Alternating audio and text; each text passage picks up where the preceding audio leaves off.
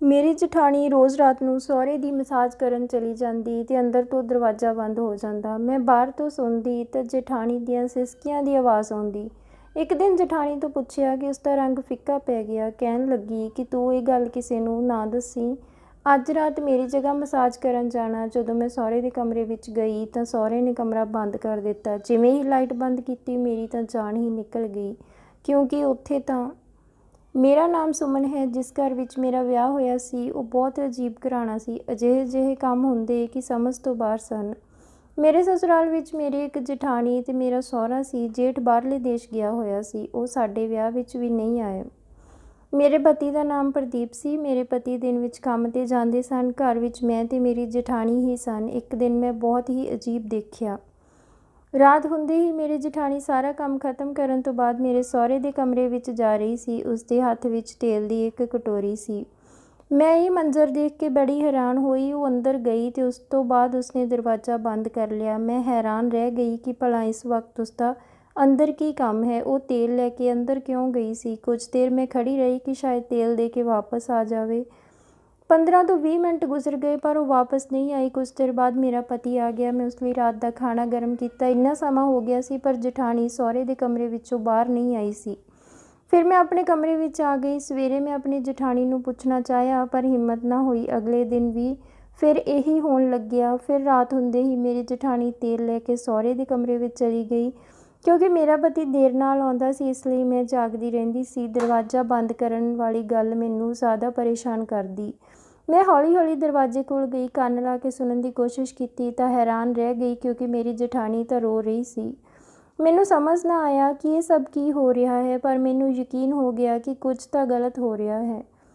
ਫਿਰ ਮੈਂ ਆਪਣੇ ਕਮਰੇ ਵਿੱਚ ਆ ਗਈ। ਸੋਚਿਆ ਕਿ ਪ੍ਰਦੀਪ ਨੂੰ ਇਸ ਬਾਰੇ ਦੱਸਦੀ ਹਾਂ, ਪਰ ਉਹ ਸੌਂ ਚੁੱਕੇ ਸਨ। ਮੈਂ ਅਗਲੇ ਦਿਨ ਰਸੋਈ ਵਿੱਚ ਜਠਾਣੀ ਨੂੰ ਪੁੱਛਿਆ ਕਿ ਰਾਤ ਨੂੰ ਪਾਪਾ ਦੇ ਕਮਰੇ ਵਿੱਚ ਤੇਲ ਲੈ ਕੇ ਕਿਉਂ ਗਈ ਸੀ। ਉਹ ਤਾਂ ਹੈਰਾਨ ਰਹਿ ਗਈ। ਉਸਨੂੰ ਮੇਰੇ ਤੋਂ ਇਸ ਤਰ੍ਹਾਂ ਦੀ ਗੱਲ ਦੀ ਉਮੀਦ ਨਹੀਂ ਸੀ।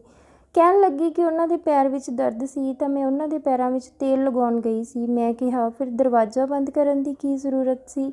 ਮੈਂ ਬਹੁਤ ਸਮਾਂ ਦੇਖਿਆ ਪਰ ਤੂੰ ਬਾਹਰ ਨਹੀਂ ਆਈ। ਉਸਨੇ ਮੈਨੂੰ ਝੂਠ ਬੋਲ ਦਿੱਤਾ ਕਿ ਉਹ ਬਾਥਰੂਮ ਵਿੱਚ ਸੀ, ਪਰ ਉਹ ਮੇਰੇ ਨਾਲ ਨਜ਼ਰ ਨਹੀਂ ਮਿਲਾ ਰਹੀ ਸੀ। ਫਿਰ ਉਹ ਆਪਣੇ ਕੰਮ ਵਿੱਚ ਲੱਗ ਗਈ। ਮੇਰੀ ਜਠਾਣੀ ਥੋੜ੍ਹੀ ਅਜੀਬ ਸੀ, ਚੁੱਪਚਾਪ ਹੀ ਰਹਿੰਦੀ, ਬੜੇ ਢਿੱਲੇ ਕੱਪੜੇ ਪਹਿਨਦੀ। ਕੋਈ ਗੜਬੜ ਤਾਂ ਜ਼ਰੂਰ ਸੀ। ਨਾ ਉਸ ਘਰ ਵਿੱਚ ਮੇਰੇ ਜੇਠ ਦੀ ਕੋਈ ਗੱਲ ਕਰਦਾ, ਨਾ ਹੀ ਉਸਦਾ ਕੋਈ ਨਾਮ ਲੈਂਦਾ, ਨਾ ਹੀ ਮੈਂ ਉਸਦੀ ਕੋਈ ਤਸਵੀਰ ਦੇਖੀ ਸੀ। ਜਠਾਣੀ ਨੂੰ ਵੀ ਕਦੇ ਆਪਣੇ ਪਤੀ ਨਾਲ ਫ਼ੋਨ 'ਤੇ ਗੱਲ ਕਰਦੇ ਨਹੀਂ ਦੇਖਿਆ।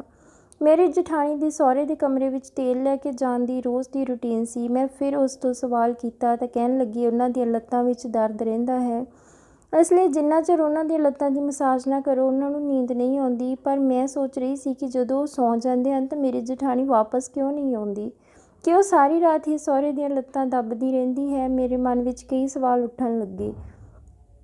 ਅਜਿਹੀਆਂ ਗੱਲਾਂ ਵੀ ਦਿਮਾਗ ਵਿੱਚ ਆਉਣ ਲੱਗੀਆਂ ਜੋ ਮੈਂ ਸੋਚਣਾ ਨਹੀਂ ਚਾਹੁੰਦੀ ਸੀ। ਉਸ ਦਿਨ ਮੈਂ ਬਿਨਾਂ ਨੌਕ ਕੀਤੇ ਜਠਾਣੀ ਦੇ ਕਮਰੇ ਵਿੱਚ ਚਲੀ ਗਈ। ਉਹ ਮੈਨੂੰ ਦੇਖ ਕੇ ਬੁਰੀ ਤਰ੍ਹਾਂ ਚੌਂਕ ਗਈ। ਮੈਨੂੰ ਪਤਾ ਚੱਲਿਆ ਕਿ ਮੇਰੀ ਜਠਾਣੀ ਮਾਂ ਬਣਨ ਵਾਲੀ ਹੈ। ਮੈਂ ਕਿਹਾ ਕਿ ਇੰਨੀ ਵੱਡੀ ਗੱਲ ਮੈਨੂੰ ਕਿਉਂ ਨਹੀਂ ਦੱਸੀ। ਤਾਂ ਉਹ ਕਹਿਣ ਲੱਗੀ, ਬਸ ਮੈਂ ਤੈਨੂੰ ਦੱਸਣਾ ਹੀ ਸੀ। ਉਸਦਾ ਪੇਟ ਦੇਖ ਕੇ ਲੱਗ ਰਿਹਾ ਸੀ ਕਿ ਉਸਦਾ ਚੌਥਾ 5ਵਾਂ ਮਹੀਨਾ ਹੈ। ਇਸ ਦਾ ਮਤਲਬ 6-7 ਮਹੀਨੇ ਪਹਿਲਾਂ ਮੇਰਾ ਜੇਠ ਆਇਆ ਹੋਵੇਗਾ। ਫਿਰ ਕੋਈ ਉਸਦਾ ਨਾਮ ਕਿਉਂ ਨਹੀਂ ਲੈ ਰਿਹਾ। ਫਿਰ ਮੈਂ ਸੋਚਿਆ ਕਿ ਇੱਕ ਤਾਂ ਮੇਰੀ ਜਠਾਣੀ ਦੀ ਇਹ ਹਾਲਤ ਹੈ, ਉੱਪਰੋਂ ਪਾਪਾ ਉਸ ਤੋਂ ਲੱਤਾਂ ਦਬਾਉਂਦੇ ਹਨ। ਅਜਿਹੇ ਵਿੱਚ ਮੇਰੀ ਜਠਾਣੀ ਨੂੰ ਆਰਾਮ ਦੀ ਜ਼ਰੂਰਤ ਸੀ। ਮੈਂ ਇੱਕ ਦਿਨ ਜਠਾਣੀ ਨੂੰ ਚਾਟ ਬਣਾ ਕੇ ਦਿੱਤੀ ਤੇ ਕਿਹਾ ਕਿ ਅਜਿਹੀ ਹਾਲਤ ਵਿੱਚ ਤਾਂ ਚਟਪਟਾ ਖਾਣ ਨੂੰ ਬਹੁਤ ਦਿਲ ਕਰਦਾ ਹੋਵੇਗਾ। ਤਾਂ ਉਹ ਬਹੁਤ ਘਬਰਾ ਗਈ।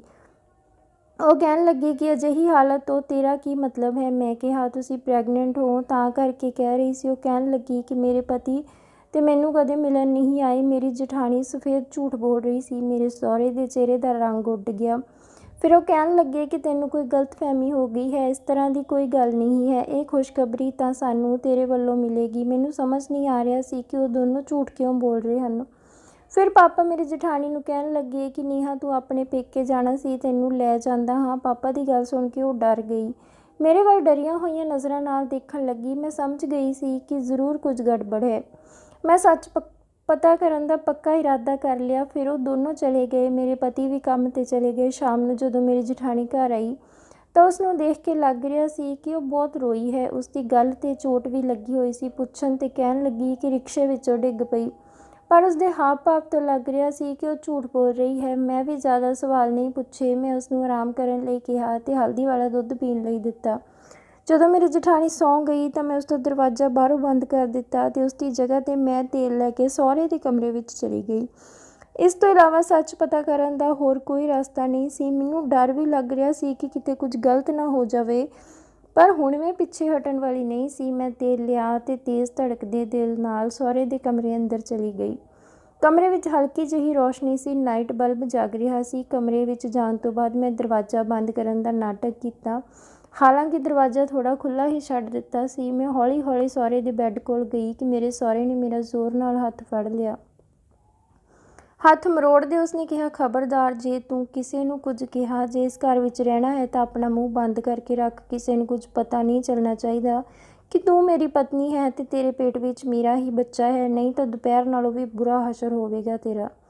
ਇਹ ਕਹਿ ਕੇ ਮੇਰੇ ਸਹੁਰੇ ਨੇ ਮੈਨੂੰ ਜ਼ੋਰ ਨਾਲ ਬੈੱਡ 'ਤੇ ਸੁੱਟ ਦਿੱਤਾ ਅਤੇ ਆਪ ਪਾਣੀ ਪੀਣ ਲੱਗਿਆ। ਇਹੀ ਮੌਕਾ ਸੀ ਮੇਰੇ ਕੋਲ ਭੱਜਣ ਦਾ। ਮੈਂ ਤੇਜ਼ੀ ਨਾਲ ਕਮਰੇ ਵਿੱਚੋਂ ਬਾਹਰ ਆਈ। ਮੇਰਾ ਸਹੁਰਾ ਨੀਹਾਂ ਚਲਾਉਂਦਾ ਰਹਿ ਗਿਆ। ਮੈਂ ਭੱਜਦੇ ਹੋਏ ਸਿੱਧਾ ਆਪਣੇ ਕਮਰੇ ਵਿੱਚ ਗਈ। ਆਪਣੇ ਸਹੁਰੇ ਦਾ ਇਹ ਰੂਪ ਦੇਖ ਕੇ ਮੈਂ ਤਾਂ ਕੰਬ ਗਈ ਸੀ।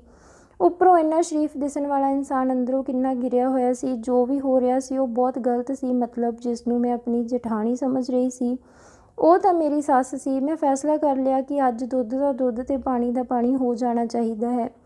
ਮੈਂ ਆਪਣੇ ਪਤੀ ਨੂੰ ਉਠਾਇਆ, ਉਸਦਾ ਹੱਥ ਫੜਿਆ ਅਤੇ ਆਪਣੀ ਸੱਸ ਦੇ ਕਮਰੇ ਵਿੱਚ ਆ ਗਈ। ਮੈਂ ਸੱਸ ਨੂੰ ਵੀ ਉਠਾਇਆ ਅਤੇ ਦੋਨਾਂ ਨੂੰ ਲੈ ਕੇ ਸਹੁਰੇ ਦੇ ਕਮਰੇ ਵਿੱਚ ਆਈ। ਉਹਨਾਂ ਨੂੰ ਸਮਝ ਨਹੀਂ ਆ ਰਿਹਾ ਸੀ ਕਿ ਮੈਂ ਇਹ ਸਭ ਕੀ ਕਰ ਰਹੀ ਹਾਂ। ਸਾਨੂੰ ਤਿੰਨਾਂ ਨੂੰ ਦੇਖ ਕੇ ਮੇਰਾ ਸਹੁਰਾ ਹੱਕਾ ਬੱਕਾ ਰਹਿ ਗਿਆ। ਫਿਰ ਪੁੱਛਣ ਲੱਗਿਆ ਕਿ ਕੀ ਹੋਇਆ।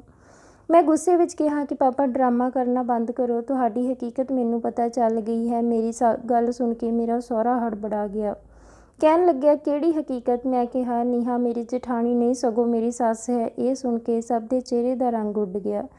ਮੇਰੀ ਸੱਸ ਰੋਂਦੇ ਹੋਏ ਸਹੁਰੇ ਨੂੰ ਕਹਿਣ ਲੱਗੀ ਕਿ ਮੈਂ ਕਿਸੇ ਨੂੰ ਕੁਝ ਨਹੀਂ ਦੱਸਿਆ। ਮੈਂ ਕਿਹਾ, ਅੱਜ ਰਾਤ ਨੂੰ ਮੈਂ ਤੇਲ ਲੈ ਕੇ ਪਾਪਾ ਦੇ ਕਮਰੇ ਵਿੱਚ ਆਈ ਸੀ। ਇੱਕ ਤਾਂ ਉਹਨਾਂ ਦੀ ਇਹ ਹਾਲਤ ਹੈ ਅਤੇ ਤੁਸੀਂ ਉਹਨਾਂ 'ਤੇ ਅਤਿਆਚਾਰ ਕਰਦੇ ਹੋ।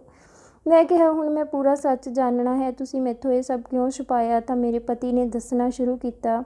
ਨੇਹਾ ਸਾਡੇ ਘਰ ਕੰਮ ਕਰਦੀ ਸੀ। ਉਸ ਸਮੇਂ ਮੇਰੀ ਮਾਂ ਜਿਉਂਦੀ ਸੀ। ਨੇਹਾ ਮੇਰੀ ਮਾਂ ਦੀ ਬਹੁਤ ਇੱਜ਼ਤ ਕਰਦੀ ਸੀ। ਫਿਰ ਮੇਰੀ ਮਾਂ ਬਿਮਾਰ ਰਹਿਣ ਲੱਗੀ। ਨੇਹਾ ਨੇ ਉਹਨਾਂ ਦੀ ਬਹੁਤ ਸੇਵਾ ਕੀਤੀ, ਪਰ ਇੱਕ ਦਿਨ ਨੇਹਾ ਦੀਆਂ ਅੱਖਾਂ ਸੁੱਜੀਆਂ ਹੋਈਆਂ ਸਨ। ਮੇਰੀ ਮਾਂ ਨੇ ਬਹੁਤ ਜ਼ੋਰ ਦੇਣ 'ਤੇ ਉਸਨੇ ਦੱਸਿਆ ਕਿ ਮਾਲਿਕ ਨੇ ਮੇਰੇ ਨਾਲ। ਨੇਹਾ ਦੀ ਗੱਲ ਸੁਣ ਕੇ ਮੇਰੀ ਮਾਂ ਨੂੰ ਗਹਿਰਾ ਸਦਮਾ ਲੱਗਿਆ। ਉਹ ਤਾਂ ਪਹਿਲਾਂ ਹੀ ਜ਼ਿੰਦਗੀ ਤੇ ਮੌਤ ਨਾਲ ਲੜ ਰਹੀ ਸੀ, ਪਰ ਇਹ ਸਦਮਾ ਤਾਂ ਮੇਰੀ ਮਾਂ ਦੀ ਜਾਨ ਹੀ ਲੈ ਗਿਆ। ਮੇਰੀ ਮਾਂ ਨੇ ਪਾਪਾ ਨੂੰ ਕਿਹਾ ਕਿ ਮੈਂ ਤੈਨੂੰ ਕਦੇ ਮਾफ़ ਨਹੀਂ ਕਰ ਸਕਾਂਗੀ। ਜਦੋਂ ਪਾਪਾ ਮਾਂ ਦੀਆਂ ਬਹੁਤ ਮਿੰਨਤਾਂ ਕਰਨ ਲੱਗੇ ਤਾਂ ਮਾਂ ਨੇ ਪਾਪਾ ਨੂੰ ਨੇਹਾ ਨਾਲ ਵਿਆਹ ਕਰਨ ਲਈ ਕਿਹਾ। ਪਾਪਾ ਨੇ ਮਾਂ ਦੀ ਮਾफ़ੀ ਪਾਉਣ ਲਈ ਨੇਹਾ ਨਾਲ ਵਿਆਹ ਕਰ ਲਿਆ। ਮਾਂ ਤਾਂ ਇਸ ਦੁਨੀਆ ਤੋਂ ਚਲੀ ਗਈ, ਪਰ ਪਾਪਾ ਨੇਹਾ ਨੂੰ ਇੱਕ ਪਤਨੀ ਵਾਲਾ ਮਾਨ ਸਨਮਾਨ ਤੇ ਇੱਜ਼ਤ ਨਹੀਂ ਦੇ ਪਾਏ। ਪਾਪਾ ਨੇ ਇਸ ਵਿਆਹ ਬਾਰੇ ਕਿਸੇ ਨੂੰ ਨਹੀਂ ਦੱਸਿਆ ਕਿ ਸਮਾਜ ਵਿੱਚ ਉਹਨਾਂ ਦੀ ਕੀ ਇੱਜ਼ਤ ਰਹਿ ਜਾਵੇਗੀ ਕਿ ਉਹਨਾਂ ਨੇ ਇੱਕ ਕੰਮ ਵਾਲੀ ਨਾਲ ਵਿਆਹ ਕਰਵਾ ਲਿਆ। ਇਸ ਲਈ ਤੈਨੂੰ ਵੀ ਇਸ ਬਾਰੇ ਝੂਠ ਬੋਲਿਆ ਗਿਆ। ਪਾਪਾ ਸਿਰ ਝੁਕਾ ਕੇ ਬੈਠੇ ਸਨ। ਅੱਖਾਂ ਵਿੱਚੋਂ ਹੰਝੂ ਸਨ। ਪਾਪਾ, ਜੋ ਤੁਸੀਂ ਪਹਿਲਾਂ ਨੇਹਾ ਨਾਲ ਕੀਤਾ, ਹੋ ਸਕਦਾ ਹੈ ਉਹ ਅਣਜਾਣੇ ਵਿੱਚ ਹੋਈ ਗਲਤੀ ਹੋਵੇ, ਪਰ ਜੋ ਤੁਸੀਂ ਹੁਣ ਕਰ ਰਹੇ ਹੋ ਉਹ ਜਾਣ ਬੁੱਝ ਕੇ। ਇਸ ਤਰ੍ਹਾਂ ਦਾ ਤੁਸੀਂ ਮੰਮੀ ਨਾਲ ਕੀਤਾ ਵਾਅਦਾ ਵੀ ਤੋੜ ਰਹੇ ਹੋ। ਕੱਲ੍ਹ ਜਦ ਇਹ ਬੱਚਾ ਦੁਨੀਆ ਵਿੱਚ ਆਵੇਗਾ ਤਾਂ ਇਹ ਕਿਸ ਨੂੰ ਆਪਣਾ ਬਾਪ ਕਹੇਗਾ? ਤੁਹਾਨੂੰ ਇਹ ਰਿਸ਼ਤਾ ਸੱਚੇ ਦਿਲ ਤੋਂ ਅਪਣਾਉਣਾ ਚਾਹੀਦਾ ਹੈ। ਇਸ ਵਿੱਚ ਨੇਹਾ ਦਾ ਕੀ ਕਸੂਰ, ਜਿਸ ਨਾਲ ਤੁਸੀਂ ਪਹਿਲਾਂ ਵੀ ਗਲਤ ਕੀਤਾ ਅਤੇ ਹੁਣ ਵੀ ਗਲਤ ਕਰ ਰਹੇ ਹੋ? ਦੁਨੀਆ ਦੀ ਪਰਵਾਹ ਛੱਡ ਦਿਓ। ਪਾਪਾ ਨੂੰ ਆਪਣੀ ਗਲਤੀ ਦਾ ਅਹਿਸਾਸ ਹੋ ਗਿਆ ਸੀ। ਉਹ ਕਹਿਣ ਲੱਗੇ, ਸੁਮਨ, ਅੱਜ ਤੂੰ ਮੇਰੀਆਂ ਅੱਖਾਂ ਖੋਲ੍ਹ ਦਿੱਤੀਆਂ। ਮੈਂ ਤਾਂ ਅੱਜ ਤੱਕ ਡਰ ਵਿੱਚ ਹੀ ਜਿਉਂ ਰਿਹਾ ਸੀ। ਆਪਣੀ ਇੱਕ ਗਲਤੀ ਸੁਧਾਰਨ ਦੀ ਬਜਾਏ ਹੋਰ ਗਲਤੀਆਂ ਕਰ ਰਿਹਾ ਸੀ। ਪਾਪਾ ਨੇ ਨੇਹਾ ਤੋਂ ਵੀ ਮਾਫ਼ੀ ਮੰਗੀ। ਕੁਝ ਸਮੇਂ ਬਾਅਦ ਮੇਰੀ ਸੱਸ ਨੇ ਇੱਕ ਬੇਟੇ ਨੂੰ ਜਨਮ ਦਿੱਤਾ ਸੀ। ਸਾਰੇ ਬਹੁਤ ਖੁਸ਼ ਸੀ। ਮੇਰੇ ਸੱਸ ਸਹੁਰੇ ਦੀ ਜ਼ਿੰਦਗੀ ਨੂੰ ਇੱਕ ਨਵਾਂ ਮਕਸਦ ਮਿਲ ਗਿਆ ਸੀ। ਕਈ ਵਾਰ ਅਸੀਂ ਆਪਣੀ ਇੱਕ ਗਲਤੀ ਲੁਕਾਉਣ ਦੇ ਲਈ ਨਾ ਜਾਣੇ ਕਿੰਨੀਆਂ ਗਲਤੀਆਂ ਕਰ ਬੈਠਦੇ ਹਾਂ। ਸਾਡੀਆਂ ਗਲਤੀਆਂ ਕਦੋਂ ਗੁਨਾਹ ਬਣ ਜਾਂਦੀਆਂ ਹਨ, ਪਤਾ ਨਹੀਂ ਚੱਲਦਾ। ਰਿਸ਼ਤਿਆਂ ਵਿੱਚ ਪਿਆਰ ਤੇ ਵਿਸ਼ਵਾਸ ਬਹੁਤ ਜ਼ਰੂਰੀ ਹੈ। ਕਈ ਵਾਰੀ ਅਸੀਂ ਅਜਿਹੀ ਗਲਤੀ ਕਰ ਬੈਠਦੇ ਹਾਂ ਜਿਸ ਦੀ ਸਾਨੂੰ ਬਹੁਤ ਵੱਡੀ ਕੀਮਤ ਚੁਕਾਉਣੀ ਪੈਂਦੀ ਹੈ। ਤਾਂ ਦੋਸਤੋ, ਇਹ ਸੀ ਅੱਜ ਦੀ ਕਹਾਣੀ। ਉਮੀਦ ਕਰਦੇ ਹਾਂ ਤੁਹਾਨੂੰ ਪਸੰਦ ਆਈ ਹੋਵੇਗੀ।